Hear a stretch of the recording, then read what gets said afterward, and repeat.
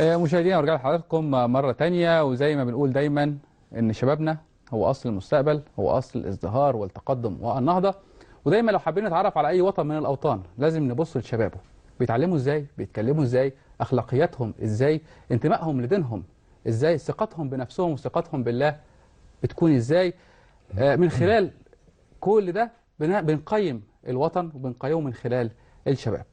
البلد بلدنا، أصحاب مكان، مجموعة شباب قرروا إن هم يغيروا الواقع اللي مش عاجبهم بنفسهم، مش مستنيين حكومة ومسؤولين، لا هم خدوا القرار من نفسهم، هم اللي غيروا كل الأخطاء بنفسهم وبأخلاقياتهم. والواحد لازم يحافظ على أملاكه، مش مستني حد يحافظ له عليها ولا يفسدها ولا يخربها، عشان يعرفوا الناس اللي ليهم واللي عليهم. عشان كده اسمحوا لي مشاهدينا الكرام، هيكون معايا ضيفي وضيف حضراتكم النهارده الاستاذ عبد الرحمن عزت، احد المنظمين لمبادره اصحاب مكان، ونعرف منه حكايه الاسم وكلمه اصحاب مكان جات لهم منين. اهلا بيك استاذ عبد الرحمن. اهلا بحضرتك. ازيك؟ اخبارك ايه؟ تمام الحمد كله لله. تمام؟ تمام الحمد لله. مشاهدينا قبل ما ابدا مع عبد الرحمن كلامنا عن مبادره اصحاب مكان، اصحاب مكان هي البلد بلدنا. نروح لتقرير نتعرف سويا على مبادرتهم عامله ازاي واستقبال الناس لهذه المبادره.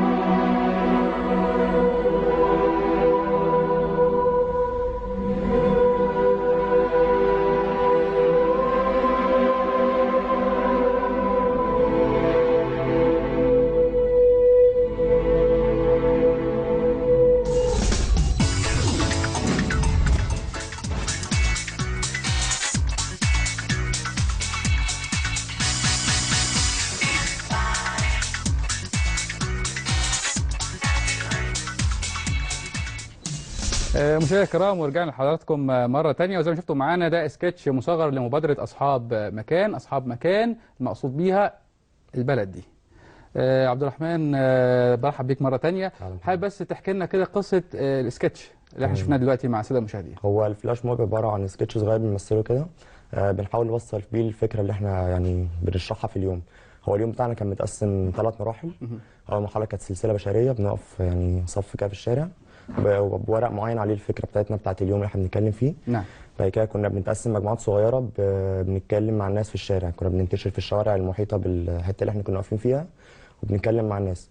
بعد كده كان اخر حاجه اللي هو الفلاش موب اللي انتوا شفتوه ده. نعم. ده يبقى سكتش صغير كده بنوصل بيه الفكره بتاعتنا. ده المسج اللي بتوصلها للناس. دي المسج اللي بنوصلها للناس. ده كان يوم التعبير عن الراي، كنا بنحاول نفهم الناس ان انت لازم تحترم راي اللي قدامك، بان احنا مثلنا ان في مظاهرتين، تمام، كل واحد شايف التاني غلط. نعم. بعدين في ناس اللي وصل ان هم ضربوا بعض يعني، وفي الناس اللي ماتت وقعت على الارض ديت. صحيح. وبعدين طلعنا بالورق اللي فيه المسج بتاعتنا الصغيره. نعم. والبانر اللي فتح بتاع الصح والغلط ده باين ان دول كانوا شايفين حاجه ودول كانوا شايفين حاجه. لازم نفهم وجهه نظر بعض ونسمع بعض كويس بهدوء، بهدوء، وبدون ما نتخانق، وبدون ما بالظبط. نضرب بعض، بدون ما يبقى فيه سباب والفاظ. بالظبط. ده برضو كان يعني يوم نقدر نقول تاني. الالفاظ اصبحت دلوقتي بقت شيء طبيعي وشيء عادي على صفحات التواصل الاجتماعي يعني. ده اليوم الثالث بتاعنا كنا بنتكلم فيه عن امسك لسانك. امسك امسك لسانك. لسانك. طب قبل ما نخوض بس في موضوع اصحاب مكان، حابب اعرف برضه منك المسمى جالكم ازاي؟ هو اصحاب مكان اصلا ديت تبع نشاط طلاب جامعه القاهره يوتوبيا. يوتوبيا دي معناها المدينه الفاضله بتاعت افلاطون، يعني احنا عايزين نشوف بلدنا ما فيهاش اي اخطاء، بنحاول نوصل للمرحله دي يعني. اصحاب مكان جت من فكره ان احنا شايفين ان احنا اصحاب البلد ديت واحنا لازم نحافظ عليها. تمام. ده فكره المسمى بتاع اصحاب مكان. اصحاب مكان. تمام. طب بداتوا من امتى؟ هو بدانا بعد الثوره على طول، يعني كان نزلنا من 3 سنين. دي السنه الثالثه بتاعتنا، دي ثالث حمله ننزلها. نزلنا اول سنه كان من سنتين، كان في المترو. لا قول لي يعني اول ما نزلتوا كده في تفاعل من الناس لما انتوا بتستقبلوا الناس؟ اكيد بيبقى في برضه وجه من الاستغراب يمكن في وقت الاحداث ولسه الامور ساخنه، احداث متلاحقه، لما في لحظه يلاقوا شباب بينادوا بالاخلاقيات في ظل الظروف دي، استقبال الناس بالنسبه لكم كان عامل ازاي؟ واول سنه نزلنا فيها كان بعد الثوره على طول، فكانت الناس كتير قوي متحمسه للموضوع، حتى الشباب اللي شاركت معانا كان عدد كبير قوي. استقبال الناس لينا برضه في اول سنه كان كويس، لان الناس كانت بدأ بقى تغير والكلام ده كله بعد الثوره. كانوا حابين اللي احنا بنعمله. تاني سنه نزلنا بس الموضوع وقف، يعني بعد 4 ايام نزلنا 4 ايام بالظبط بسبب احداث بورسعيد. والسنه دي كانت الثالثه. ثالث سنه. نقدر نقول على صفحتكم على الفيسبوك في 7000 عضو تقريبا، يعني 7000 من 7 ل 8 يعني. ده في تفاعل حقيقي بالنسبه للرقم ده معاكم؟ الشباب والله مش قوي يعني، بس برضه كميه الشباب اللي نزلت معانا ما كانتش قليله يعني. احنا وصلنا اخر يوم تقريبا 80 واحد كنا واقفين في الشارع يعني. كان عدد كبير، كان معقول يعني، كان مرضي الحمد لله. نعم. طب انتوا بداتوا من جامعه القاهره. تمام. هل في معوقات بتقابلكم جوه الجامعه بالنسبه انتوا طبعا اكيد بقى في تنظيم، قاعدين مع بعض بتشرحوا هتعملوا ايه النهارده وهتعملوا ايه بكره؟ هل كان في مساعدات من داخل الجامعه بتحفزكم على انتوا تعملوا الكلام ده ولا لا؟ هو من داخل الجامعه كان تحفيز حتى وسطنا احنا يعني كطلاب. انا اصلا مش معاهم في الجامعه. بس يعني محمد صدقي هو اللي عامل الموضوع ده ومهيب. فهم الاثنين دول داخل الجامعه. دول داخل الجامعه بالنسبه لاصحاب مكان. مؤسسين يوتوبيا نفسها. ومن ضمنها بقى نشاط اصحاب مكان. نعم. الاثنين دول كانوا طبعا لما بيقعدوا معانا حتى كانوا بيدعمونا الكلام ده كله. مدير الحمله برضو السنه دي كان باشمهندس عمرو ابو النجا. برضو كان بيقعد معانا نفس الكلام، كان بيدعمنا. الناس اللي تحتنا كلها يعني ما كانوش سايبيننا خالص الحمد لله. طب هل في توأمه بتحصل بينكم وبين جامعات مصر بشكل عام، ولا مكتفين بس على جامعه القاهره؟ هو نشاط نفسه لا، لكن الناس اللي بتشارك معانا يعني انا اصلا من جامعه ثانيه، انا مش من جامعه القاهره. جامعه ايه؟ انا في جامعه مصر الدوليه. طب اسنان في مصر الدوليه. فنزلت شاركت معاهم. في ناس معانا من الاي او سي، في ناس معانا من الشروق، من جامعه القاهره، من كليات بقى نفسها جوه كتير كلها يعني. نعم. في من كذا حاجه، مش هندسه بس. استقبال الناس بقى ليكم في الفتره دي اللي احنا بنتكلم فيها، يعني تقول بقى 3 سنين. استقبال الناس اكيد بيبقى مختلف، انهم بيشوفوكم متواجدين في الشارع معاهم. في الفتره دي بقى، في الفتره الحاليه احنا فيها، بيستقبلوكم ازاي؟ هو الحمله اللي فاتت دي احنا نزلنا، بدانا يوم الاحد اللي فات. اول ما نزلنا الشارع طبعا كان الناس بتستقبلنا. اول سؤال، انتوا تبع مين؟ حزب سياسي؟ تمام. الناس كانت مستغربه ان احنا فكره شباب متطوع، مش تبع، مالناش اي توجه سياسي، مالناش اي توجه ديني، عاملين مبادره لله. نازلين نعمل بدون اي مصلحه شخصيه. بالظبط. نازلين نعمل الكلام ده لله ومن غير اي مصلحه شخصيه ومن غير اي انتماء. ده كان اكتر حاجه الناس تستغربها يعني في الموضوع. لكن استقبال الناس بقى وكلامه معانا نادر قوي، لما كان مش نادر قوي يعني، بس كان في ناس تيجي ترخم علينا ومش عارف ايه.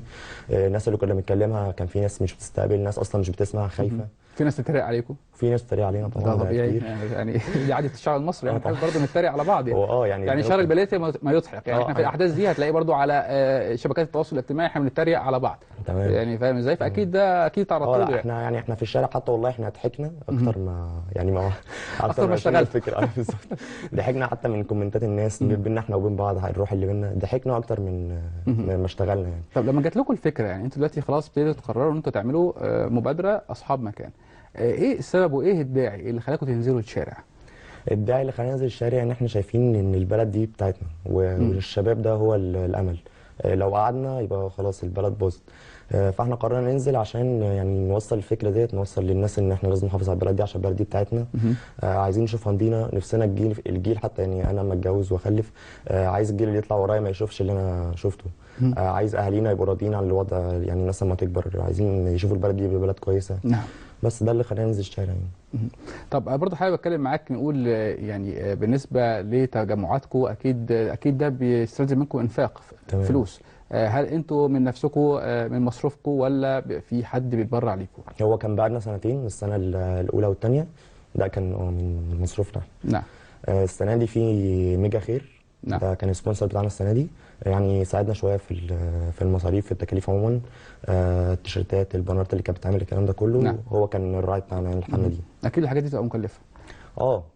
طب انا اقدر اقول برضه انتوا مخصصين حاليا في الفتره دي جوه القاهره بس او الجيزه، ولا منتشرين على انحاء جمهوريه مصر العربيه؟ هو احنا يعني بقى لنا 3 سنين هنا في القاهره بس، لان العدد اللي معانا ما بقاش كبير. نعم. العدد بيبقى اخرنا مثلا لو كتيرنا قوي بيبقى 100 120. السنه دي كان اكتر عدد وصلنا له 80، فمش قادرين ننتشر. نعم.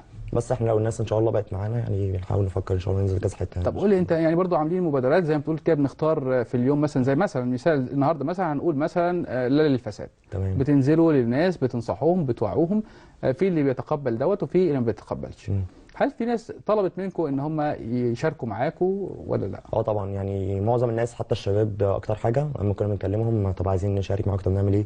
الستات الامهات اللي كنا بنكلمهم في الشارع، الناس اللي لازم شغلها، طب عايز ابعت ابني، عايز ابعت بنتي. الكلام ده كله سهل جدا، انت مجرد انت بتعمل لايك الصفحه بتاعتنا على الفيسبوك، واي ايفنت بقى بننزله عليها، يعني بنعلن عنه قبلها. لا حتى على الصفحه عندكم ما شاء الله، يعني لا انتوا عاملين حملات حتى تنظيف، في حملات لا للتحرش، رجوع الاخلاقيات من جديد. تمام. هو اخلاقيات المصري يعني من جديد تعود مره ثانيه. هم كانوا 5 ايام، احنا نزلنا من الحد للخميس، كل يوم كنا بنتكلم في قيمه، بنحاول نوصل 5 قيم. اول يوم اتكلمنا عن الملكيه العامه. تمام. ان البلد دي بتاعتنا ولازم نحافظ عليها في كل حته فيها. تاني قول لي صيغه الحوار بيبقى عامل ازاي؟ انا برضو انا يعني عندي فضول ان اعرف منك الحوار. انت داخل على شخص ما تعرفوش. تمام. بتوجهه ازاي او بتتكلم معاه ازاي؟ تمام. يعني مثلا انت مثلا واحد ماشي في الشارع، انا لما اجي بيبقى معايا فلاير كده صغير فيه الفكره بتاعتنا والخمس حاجات اللي احنا بنتكلم عليها. بدخل لحضرتك فاضي مثلا دقيقه، بقف السلام عليكم، حضرتك احنا حمل شباب متطوع، نازلين حمله اسمها اصحاب مكان، بنكلم الناس في 5 ايام عن 5 حاجات. النهارده مثلا يومنا عن الملكيه العامه، فانا بحاول اوصل لحضرتك ان البلد دي بتاعتنا، احنا عايزين نشوفها نظيفه. حاول تربي ولادك على دوت. لو عايزين يشاركوا معانا يتفضلوا على الفيسبوك او يجوا لنا البوث بتاعنا اللي احنا قاعدين فيه.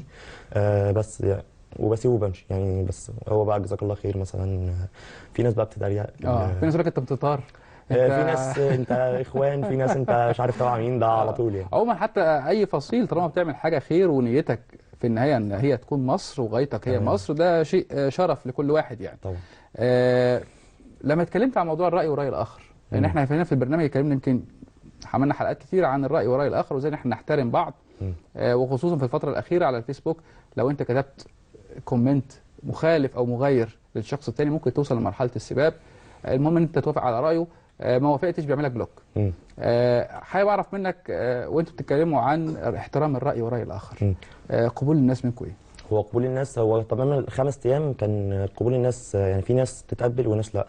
في موضوع الراي والراي الاخر، اما جينا نتكلم يعني كنا بنحاول نوصل للناس ان انت قول اللي انت عايزه، بس يكون بطريقه محترمه، يكون بطريقه ما فيهاش تشويه، ما فيهاش تخريب. يعني برضو كنا مدخلين في حته الملكيه العامه، لازم تسمع اللي قدامك كويس، لازم تفهم، لازم تحط في دماغك ان ممكن تكون انت غلط، اللي قدامك هو اللي صح. ما تدخلش تتناقش بان انت لازم تقنع اللي قدامك، خش تناقش بان انت ممكن يكون اللي قدامك هو اللي صح وانت اللي غلط، فممكن تقتنع بوجهه نظره. نعم.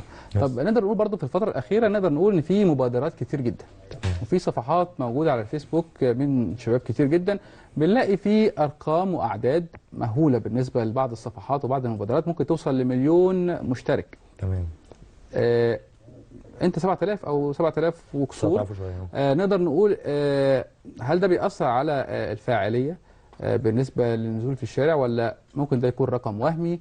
يعني هو انا شايف ان احنا بعددنا الصغير ده بنشتغل اكتر من اي حاجه ثانيه. يعني حتى لو كنا بننزل، يعني كنا بننزل مثلا 50 في اليوم 40 في اليوم، برضو كنا بنشتغل بنفس الروح، بنفس الناس اللي معانا. ما فيش حد كان بيكسل، مفيش حد كان يقول لا العدد الصغير وهروح.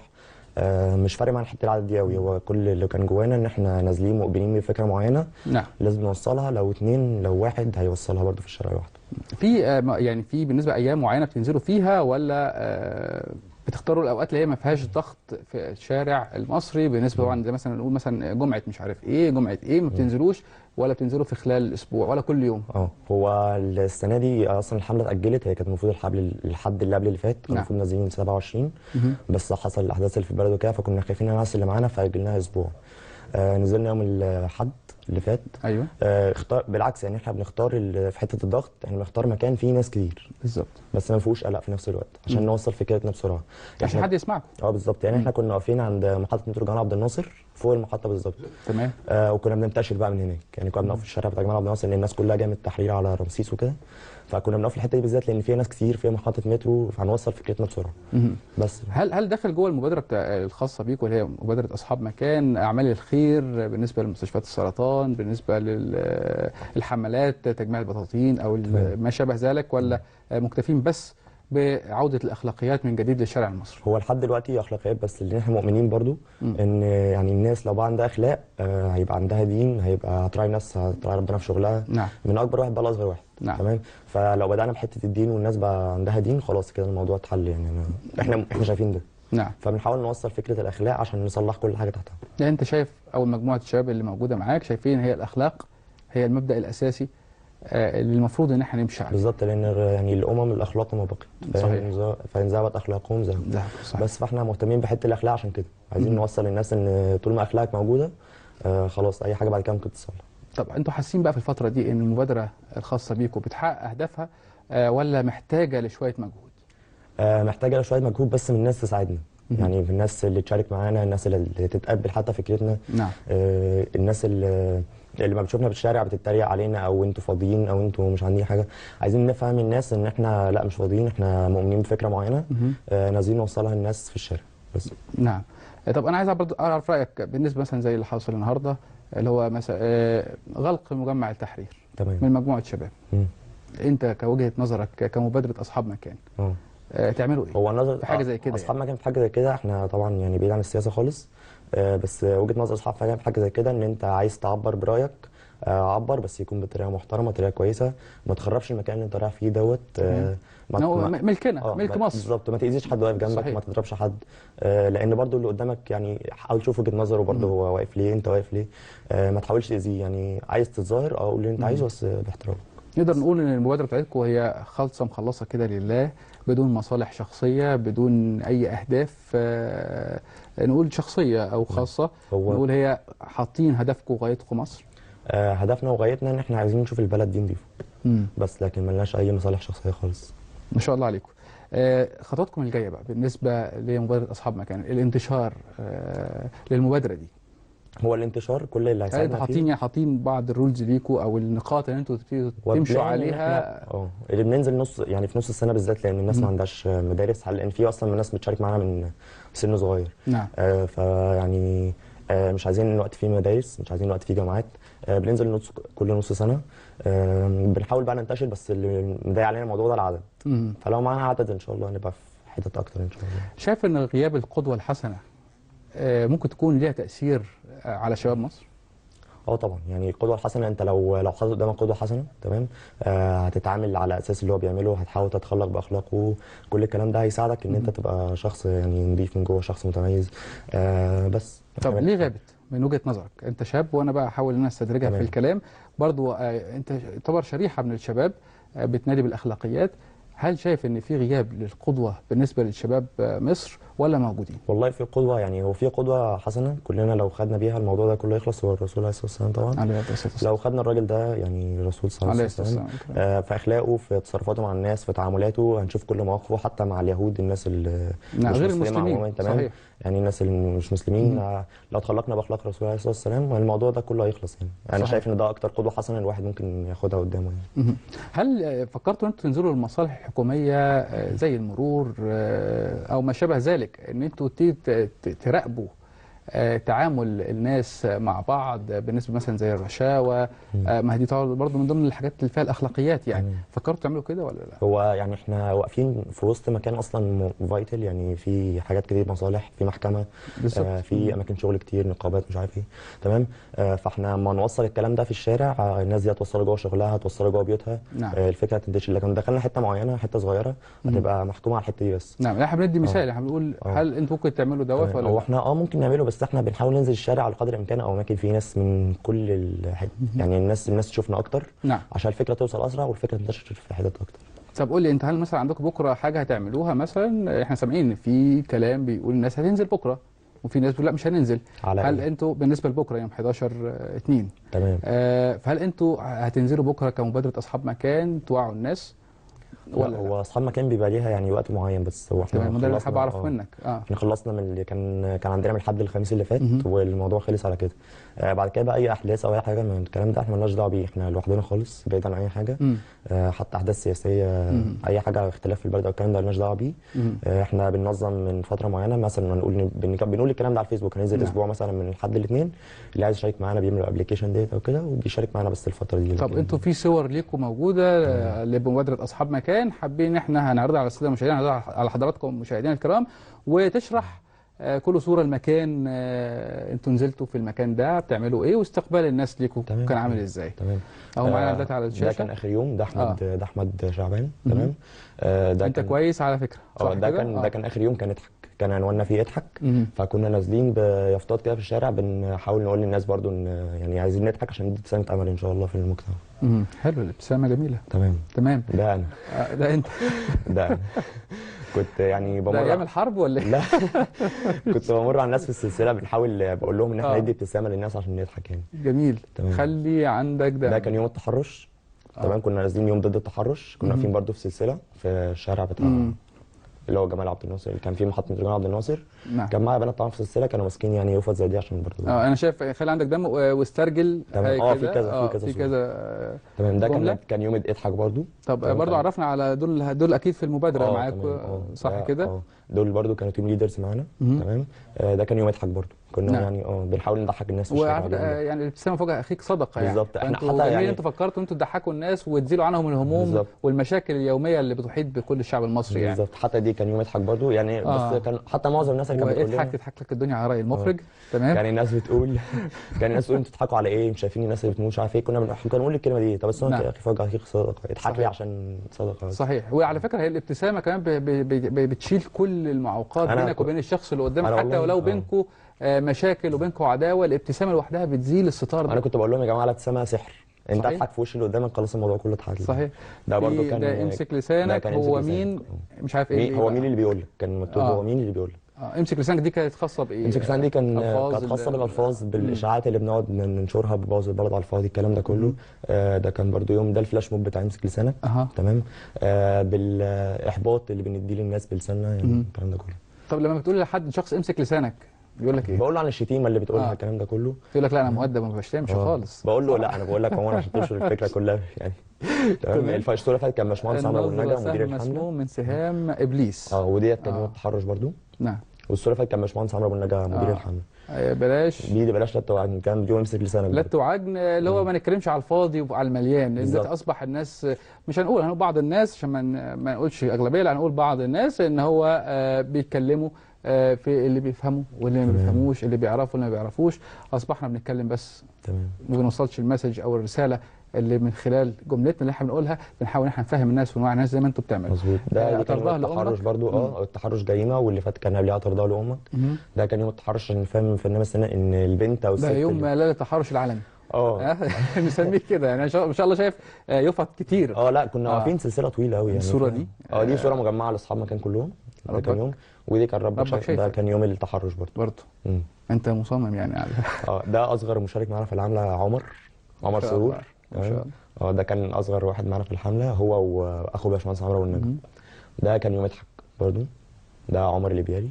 جميل. ده برضه مهندس. جميل. انا شايف فيه تفاعل. ده راجل يعني ما كانش راضي يضحك خالص خالص بس ضحكته في الاخر وسلم عليا ومشي الحمد لله. اوعى. ده كان يوم امسك لسانك. اوعى تساهم في احباط اللي حواليك. ده عبد الرحمن فتحي، ده المصور بتاع الحمله. والله ده فوتوغرافر. اوعى تساهم في احباط اللي حواليك، انك انت ما تقولش معلومات محبطه للناس. حاول تديهم دفعه امل يعني. بالظبط. وده كان يوم برضو امسك لسانك اللي فات دي اختي.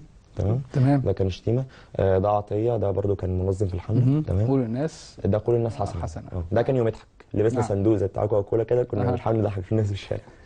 جميل. بس بجد انا بحييك على المبادره الجميله دي. برضو حابب اعرف منك رسالتك ايه للحكومه في الفتره الحاليه؟ رسالتي للحكومه ان كل واحد، رسالتي للناس عموما مش للحكومه بس، ان يعني هبداها للحكومه الاول عشان هنبتدي بعد كده نقول المسؤولين وهنقول بعد كده للشباب. هو رسالتنا واحده للحكومه وللشباب، للناس، للشباب الصغير، لكل حد، ان احنا لازم يعني يبقى عندنا اخلاق ويبقى عندنا دين، عشان كل واحد يراعي ربنا في اللي بيعمله والبلد دي تصلح، بس عشان عايزين نشوفها نظيفه. كاتبين انتوا على صفحتكم ان احنا مش محتاجين الحكومه هي اللي تقول نظف، مش محتاجين الحكومه هي اللي تقول لا خلي بالكم ما تفسدوش، ولا المسؤول، المهم انها تبقى راجعه للشخص نفسه. احنا كنا حتى بنقول الكلام ده، بنقول انت لو بدات بنفسك الموضوع خلص. الكلام ده كان السنه اللي فاتت، والسنه دي حتى لما اي حد بيعترض على الكلام اللي انا بقوله كنت بقول له يا سيدي ابدا بنفسك، ابدا بنفسك وابدا باولادك معاك في البيت، بمرات حضرتك، الكلام ده هيبقى خلاص. لو انت بدات بنفسك الموضوع هينتشر، الموضوع خلص.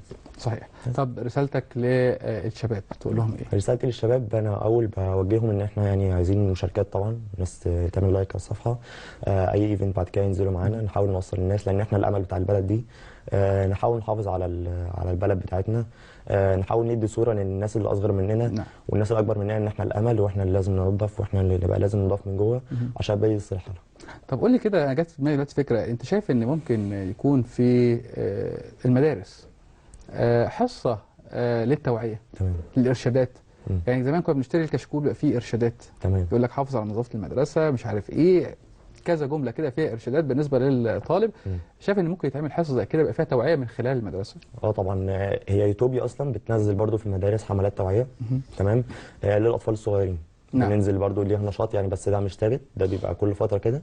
بتنزل ناس مننا برضو المدارس، بتدي حصص. بتنزلوا المدارس؟ تمام. بس مش تبع اصحاب مكان بقى، تبع يوتوبيا بتنزل يعني نشاط معين كده في المدارس. بتشرح الاطفال الصغيره، لازم بتشرح لهم الاخلاق اللي احنا لازم نلتزم بيها، تعلمهم الصدق، الامانه، الكلام ده كله، بتديهم حصه كده دين صغيره. عشان نطلع نشء يعني صالح. ما شاء الله عليكم.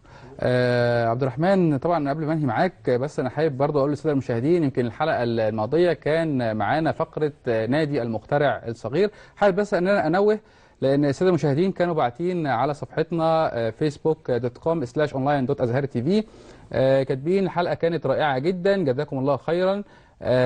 وفي ناس كاتبه هل للنادي المخترع الصغير فروع بالدقهليه؟ ارجو الرد. تمام. اكيد الصفحه الخاصه ببرنامجنا هتلاقي فيها موجود كل الفروع بالنسبه للنادي المخترع الصغير. في حد كمان كاتب ارجو الحصول على فرصه لاولادي، هشام 10 سنين، مريم 7 سنين. ما شاء الله ربنا يخلي. طبعا احنا نتمنى كل مشاهدي قناه ازهري وبرنامج اونلاين ان هم يشتركوا في نادي المخترع الصغير، ولكن انا حابب بس اقول حاجه صغيره جدا.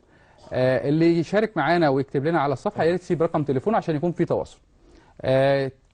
اول حاجه حابب برضه اقول ان نادي المخترع الصغير هو القيمه الماديه الشهريه هي ضئيله جدا.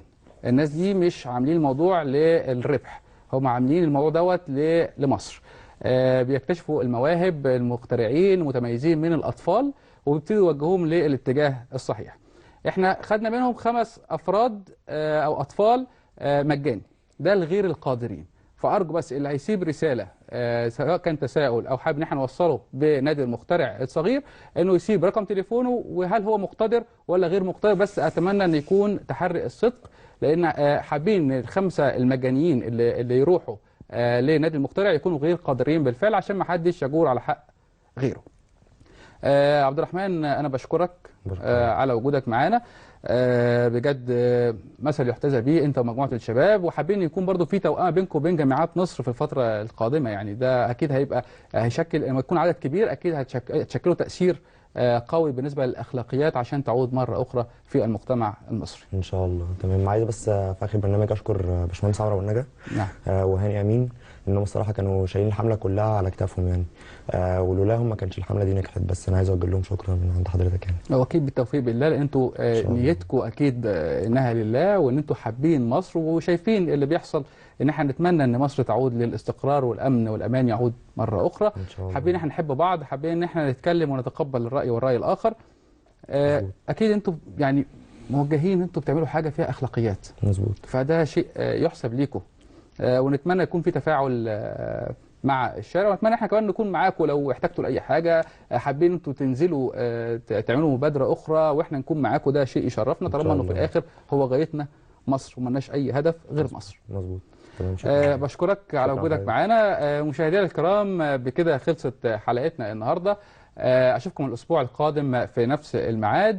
اللهم احرسنا بعينك التي لا تنام، اللهم تقبل منا واغفر لنا وارحمنا إنك أنت الغفور الرحيم، ونجينا من الهم والغم والكرب العظيم، ومتعنا بالنظر إلى وجهك الكريم، واجعلنا مع الذين تجري من تحتهم الأنهار في جنات النعيم، دعواهم فيها سبحانك اللهم وتحياتهم فيها سلام، وآخر دعواهم أن الحمد لله رب العالمين. مشاهدينا الكرام، خذ من خبرة الأمس وعبرة اليوم حتى تستطيع تحقيق أهدافك المستقبلية. وفي الختام، وهو مسك على الدوام، السلام عليكم ورحمة الله وبركاته.